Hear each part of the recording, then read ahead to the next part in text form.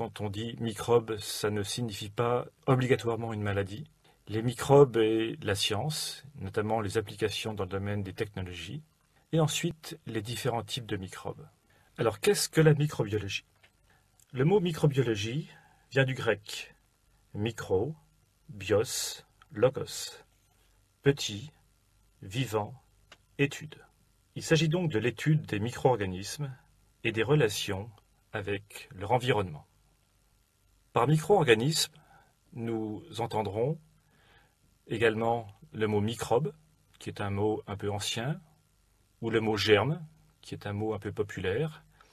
Et ces micro-organismes constituent un groupe extrêmement diversifié d'organismes microscopiques, unicellulaires le plus souvent, et répartis dans les 3 domaines du vivant, les bactéries, les archées et les eucaryotes. Ces micro-organismes se distinguent les uns des autres par leur forme, leur taille et leur mode de vie. Nous verrons également les virus. Ces virus sont des micro-organismes particuliers qui sont incapables de se reproduire sans détourner la machinerie cellulaire d'un autre organisme. Ils ne sont pas considérés stricto sensu par la plupart des spécialistes comme des organismes vivants. La microbiologie étudie parfois leurs actions sur les micro-organismes, mais n'a pas pour but de les étudier en tant qu'entité. Cette étude est réalisée dans une autre discipline de la biologie et de la microbiologie qui s'appelle la virologie. On parle aussi maintenant de microbiologie moléculaire dans le domaine des biotechnologies notamment. Cette image vous montre comment ont évolué les micro-organismes dans le temps.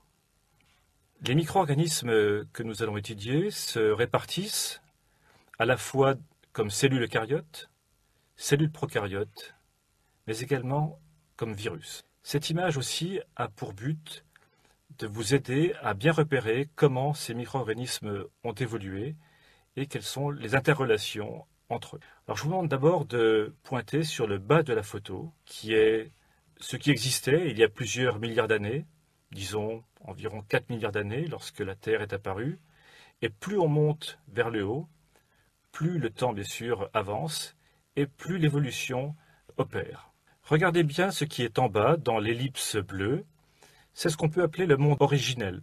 Vous remarquerez qu'au départ, après que les premières molécules aient existé, les macromolécules se sont organisées entre elles, tout d'abord sous forme de complexes, protéines, ARN. Sont apparues également des molécules d'ARN qui se répliquaient par elles-mêmes, on appelle ces molécules des réplicons. Et cette réplication est possible grâce à une enzyme qu'on appelle l'ARN polymérase. Et on pense que dans ce monde originel sont apparus également les premiers virus, les virus à ARN. Dans la deuxième ellipse, celle qui est au-dessus, celle qui est, disons, en rouge, le monde s'est complexifié. Cette fois-ci, c'est un monde ARN, ADN. Ce que certains scientifiques appellent le rétromonde. Sont apparus à ce stade des proto-opérons, avec l'apparition de nouvelles enzymes, notamment la reverse transcriptase. Les virus à ADN sont présents encore, mais apparaissent cette fois-ci des virus rétroïdes, des virus qui sont capables de transformer l'ARN en ADN. Dans la troisième ellipse, celle qui est un peu au-dessus, celle qui est en verte, montre l'apparition cette fois-ci du monde ADN, avec cette fois-ci l'apparition d'opérons ADN et la présence d'une enzyme, l'ADN polymérase, capable de répliquer cet ADN. Les virus à ARN sont toujours là, également les virus rétroïdes, et apparaissent les virus ADN. Nous sommes à environ 3 milliards d'années. À environ 3 milliards d'années, c'est là que la division se fait entre les premières cellules qui apparaissent, c'est ce qui est à gauche, cellules prokaryotes, et ce qui est à droite, les virus. Donc il y a une divergence à cette époque, approximativement 3 milliards d'années, où les cellules sont apparues, et d'un côté, les virus qui évoluent pour leur propre compte. À cette étape de l'évolution, donc, apparaissent les cellules prokaryotes, donc, qui dérivent directement du monde ADN. Ces cellules prokaryotes donneront essentiellement les bactéries, archébactéries et eubactéries. Dans le même temps, apparaissent des virus de bactéries qu'on appelle les bactériophages ADN. Ces bactériophages ADN sont capables, bien sûr, d'infecter les cellules prokaryotes et de s'y répliquer. Et enfin, toujours à environ 3 milliards d'années, les phages ARN également se développent avec des phages double brin et ARN positif. Durant l'évolution, à partir de 1,5 milliard d'années, apparaissent les cellules eucaryotes qui dérivent des cellules prokaryotes. Et pour le monde virus, apparaissent les virus à ADN complexe et des virus à ARN double brin et simple brin positif et négatif. Nous aurons l'occasion de revenir sur la signification de ce que j'appelle les brins positifs et les brins négatifs. Vous remarquerez également que les virus rétroïdes suivent le cours de l'évolution, notamment après 3 milliards d'années, et ensuite deviennent des rétrovirus à 1,5 milliard d'années. Voici ce que l'on peut dire sur cette nouvelle hypothèse de l'évolution qui intègre le monde des micro-organismes dans son ensemble, les cellules prokaryotes, les cellules eucaryotes et les virus. La suite du cours va donc reprendre ces différents micro-organismes et nous les étudierons ensemble attentivement. Qui sont donc les microbes ou les micro-organismes? On pourrait répondre schématiquement à cette question en disant qu'il s'agit de la forme dominante de la vie sur Terre. En effet, les microbes, au sens large, ont dominé la Terre pendant plus de 3 milliards d'années, comme nous l'avons vu précédemment, et sont la source de toutes les autres formes de vie. On peut également estimer que les microbes représentent plus de 60% de toute la matière organique sur Terre. Les bactéries sont les premières formes de vie. Elles ont une capacité d'adaptation énorme et l'on en trouve plusieurs millions d'espèces sur Terre, avec seulement quelques milliers d'entre elles donnant des maladies. La majorité de ces micro-organismes vivent en milieu aquatique ou terrestre, où ils assurent principalement la décomposition des substances organiques mortes. À titre d'exemple, le pétrole correspond à l'accumulation de quantités infinitésimales d'hydrocarbures provenant de la décomposition de déchets végétaux par des bactéries anaérobies. Il se produit en même temps du méthane et des acides gras. Puis sous l'action de bactéries activant l'hydrogène moléculaire, les hydrocarbures insaturés seraient devenus saturés. Le gaz carbonique et le méthane, résultant de cette activité bactérienne, saturent le gaz de pétrole qui va ainsi s'infiltrer dans les roches sous pression et constituer des réservoirs. Voilà, c'est un exemple pour vous montrer que la majorité de ces bactéries vivent dans le milieu aquatique, terrestre et sous terre. On pourrait ainsi dire que la plupart des microbes sont sans danger et beaucoup sont bénéfiques, voire indispensables. Ces bactéries ayant un rôle positif sont souvent appelées une flore microbienne. Nous aurons l'occasion d'y revenir plus tard. Ainsi, nous sommes environnés par ce que j'appellerais un jardin invisible de micro-organismes, des bactéries, des parasites, des levures, des protozoaires, voire des virus, qui forment ce que j'appelle un jardin invisible qui nous environne. Ils nous environnent dans les aliments que l'on ingère, ou dans l'eau que l'on boit, ou dans l'air que l'on respire. C'est une sorte de flore qui nous entoure et avec lequel nous nous sommes accoutumés lors de notre évolution. L'association entre les microbes et les maladies feront l'objet d'un chapitre ultérieur, mais d'ores et déjà, il faut bien comprendre que être infecté, entre guillemets, par un microbe, ne signifie pas obligatoirement d'être malade.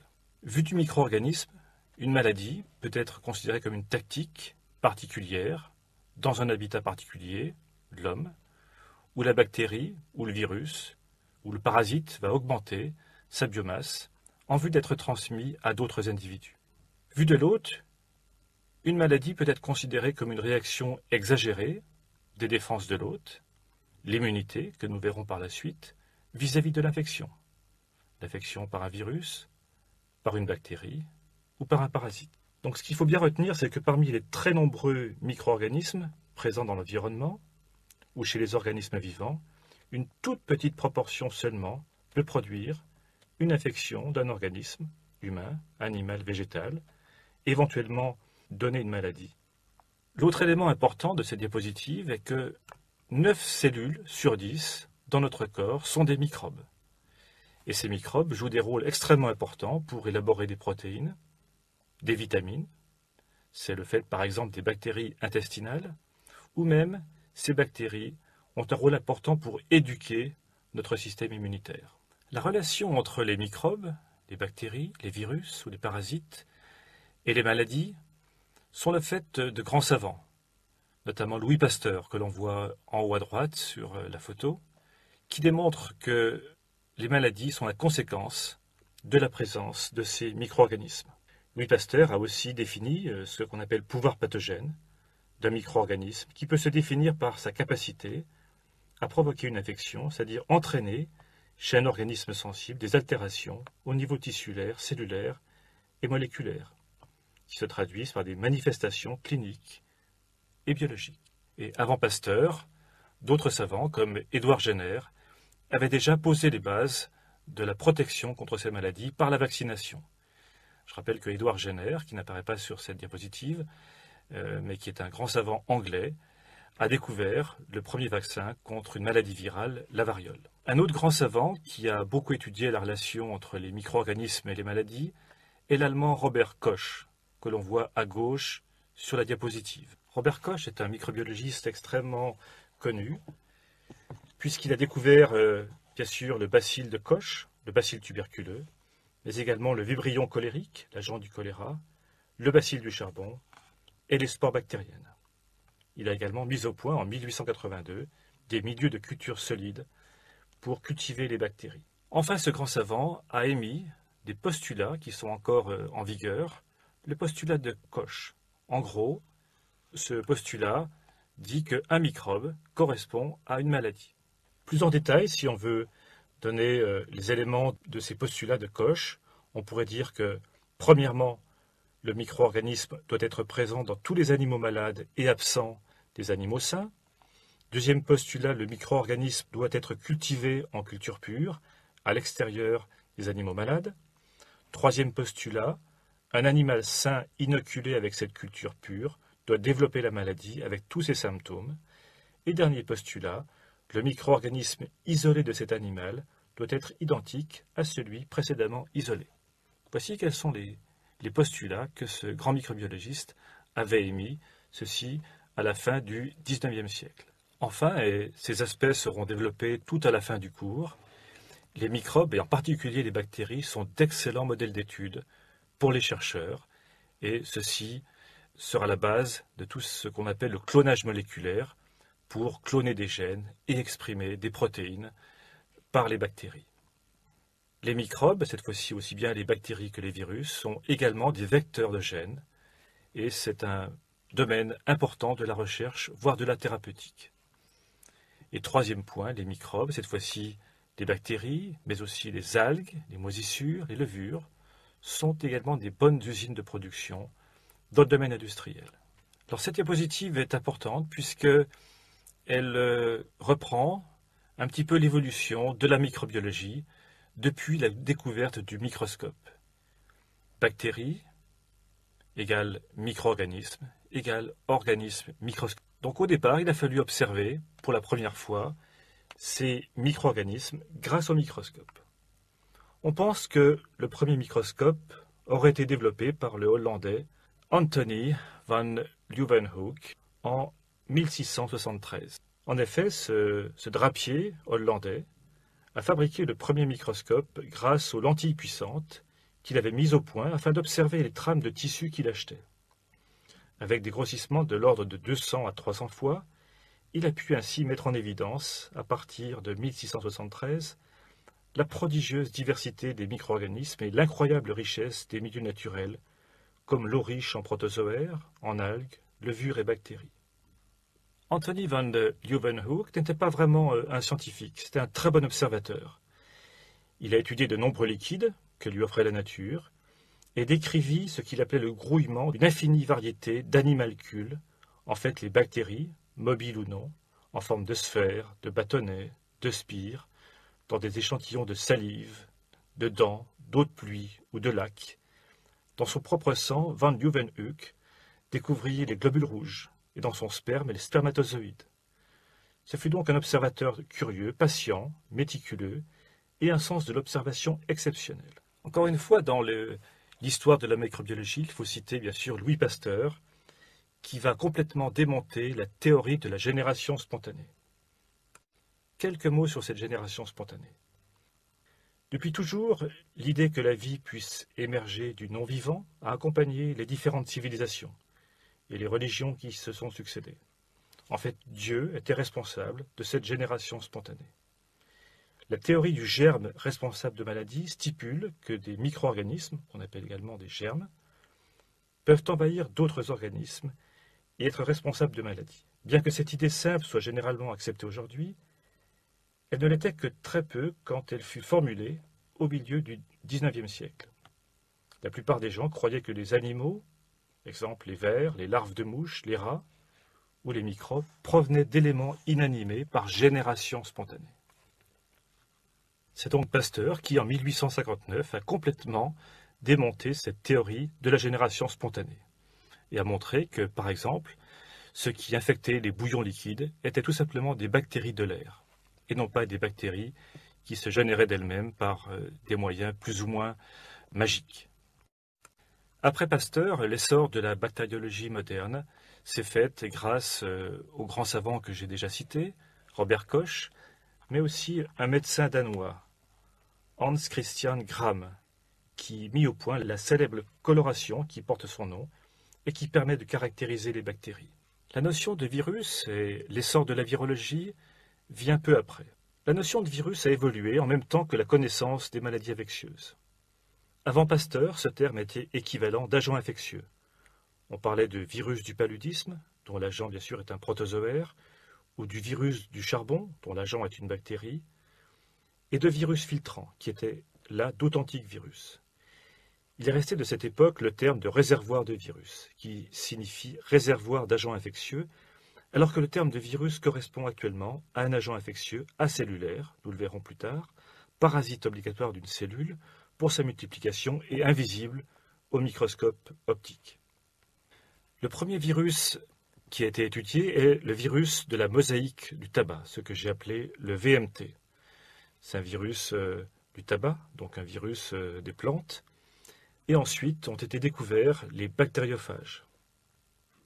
Nous le reverrons plus tard dans le cours, les bactériophages sont des virus capables d'infecter les bactéries. D'autres techniques sont apparues un peu plus tard, presque simultanément, permettant d'étudier les propriétés physiques des virus. Ainsi, les premiers microscopes électroniques à transmission ont permis dès 1935 d'observer le virus de la mosaïque du tabac. Et à la même époque, Stanley obtient la cristallisation de ces virus après une purification assez simple, secouant le mythe du virus vivant. Et à propos de ces virus qui étaient capables de cristalliser, beaucoup de scientifiques se sont dit, en fait, peut-être que les virus ne sont pas vivants, ce sont juste des organismes qui se répliquent. Ensuite, les physiciens observent la symétrie des virus par diffraction aux rayons X, la symétrie hélicoïdale, comme celle du virus de la mosaïque du tabac, ou la symétrie cubique, comme la plupart des virus pathogènes pour l'homme. Enfin, les propriétés biologiques des virus ont été étudiées d'abord par Carrel, Alexis Carrel, en 1926 par culture sur un fragment de tissu isolé, puis par Smith en 1933 après inoculation au furet du virus de la grippe. Il faut noter que le développement des cultures cellulaires, notamment par John Anders en 1949 par trypsination des cellules, est sans doute l'un des facteurs les plus importants dans l'étude des virus. La culture cellulaire permet d'une part d'obtenir une production de masse de virus et d'autre part d'orienter le diagnostic viral par l'observation de lésions cellulaires caractéristiques qu'on appelle effets cytopathogènes et nous y reviendrons un peu plus tard.